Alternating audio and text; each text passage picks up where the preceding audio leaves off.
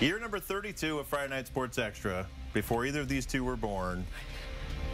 It's over. Tonight is the last one, and I don't know if you could tell, but football season, when it gets near the end, gets a little more chilly than normal. Alyssa, did you have gloves tonight? I did not. So, I left without them. That would be a hat trick. We knew all week it was going to be cold. We all brought coats. We all brought whatever we needed. None of us remembered gloves.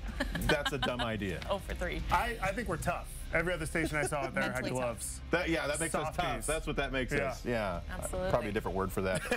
A little chilly out there, but good games, right? Very good games. Very good games. I got several comments, people asking me, "We're not wearing enough clothing." I had a pretty sturdy jacket on. Let's get a look at these boots, and I got some boots, man. Look at those. Brand new. She walked in today. I saw my reflection. If you've never seen the man behind the camera, now's your chance. Get closer. Oh, you can see the reflection of Darren. Pretty clear. And Jack bookending the Friday Night Sports Extra with the red tie. I like it.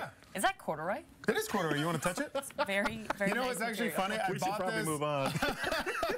I'll tell you the story of when I bought this tie and I was humiliated like 6 hours later. But first, one team that was not humiliated today was the Coeur d'Alene Vikings. It's always colder over there, and today was no different. Now, actually, Walla scored on their first drive of the game. They kicked a field goal.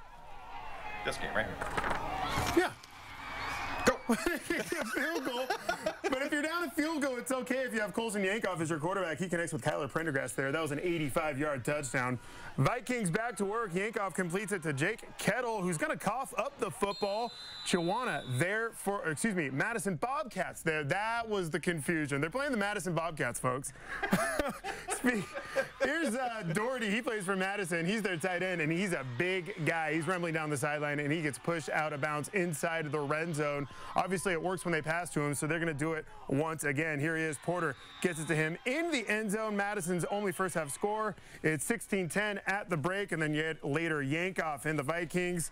He's going to swing it off to Derek Grove, who just barely gets across the goal line for the score. 24-10 Vikings. They go on to win by a count of 66-22 over Madison. The Bobcats. Yeah, just wanted to make sure that that was the game we were talking about. Hey, Central Valley, the class of the GSL this year, they get a home game in the first round of the postseason, trying to keep that thing going. So we're going to head out to CV. Out the valley we go, and their fans are always there. Rain, snow, shine, doesn't matter. How about getting a stop on third down against Hanford, but there's a penalty, so there's a first down. So Garrett Horner is going to use that opportunity to hook up with Blake Vandertop. That's a nice pickup for them, but they're not able to reach the end zone, so they have to settle for the field goal. That's Damian Fraga, and bad guys are up 3-0. CV's turn, though. Hunter Chodorowski going to turn this thing up the left side. It's hard to turn the corner when you're on skates. So it's just a 15-yard gain. Might have gone for further, but you can't quite get there. Looking for the more quarterback. Grant Hannon gets caught and sacked. No gloves. It was no gloves. It was a scoreless first quarter. We had issues. We had to leave. And then look what CV did. CV, we apologize, but score in the first quarter next time maybe. 43-17. Congratulations to the Bears. They're moving on. I think I've said once or twice on KXLY that I went to Gonzaga University. I have actually never been to a Gonzaga prep football game, and I thought this year was going to be my chance, but no, I never got to go. But fortunately, someone did. Let's take a look at the highlights. As you can tell, it was pretty cold there as well. First quarter, prep up a couple of scores, looking for more.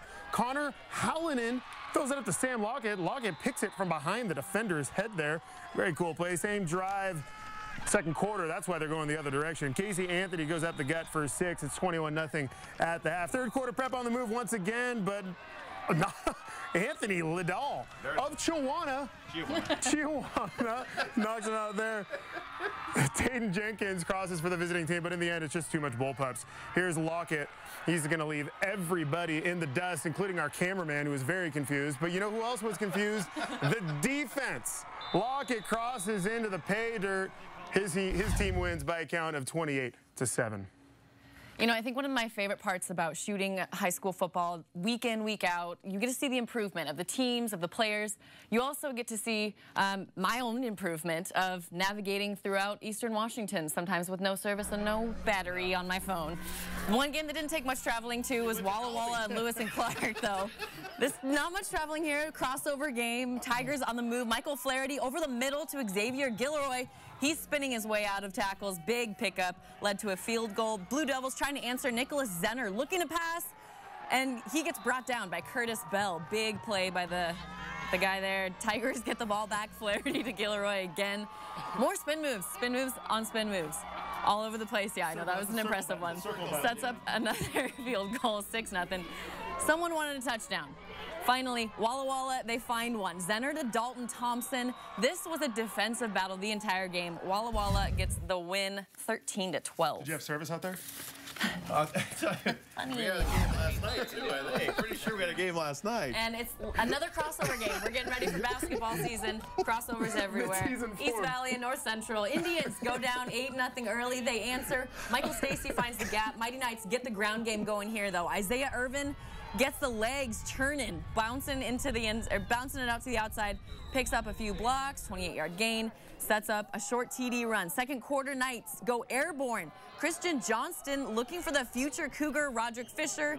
Nice 20-yard pickup there. Knights are in business. They punch it in right here thanks to Felix Morales. 1 yard out. Mighty Knights go on to win this one, 34-19. True story. We got done with our stuff way earlier than normal today, and I said, I'm a little worried about that. We're off to a bumpy start. We're hoping that things get better. We have a new intern here at KXOY. I got to take the new intern out to West Valley today.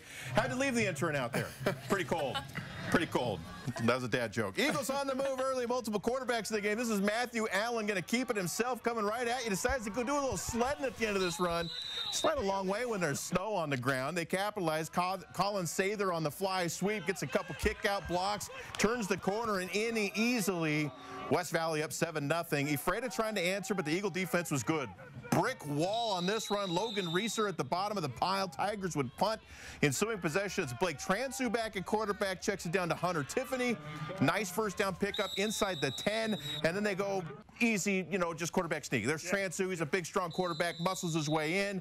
Eagles 10-0 on the season, 51-12. They're up 21-0 right away. West Valley at 10-0, a really good shot at making a run at state at 2A. We have a lot more with West Valley coming up next because our friend Jace Malik, we're going to honor him, former West Valley Eagle, might be including a current West Valley Eagle, and a guy that's been there for a really long time. Jace Malik, a word for toughness, coming your way next.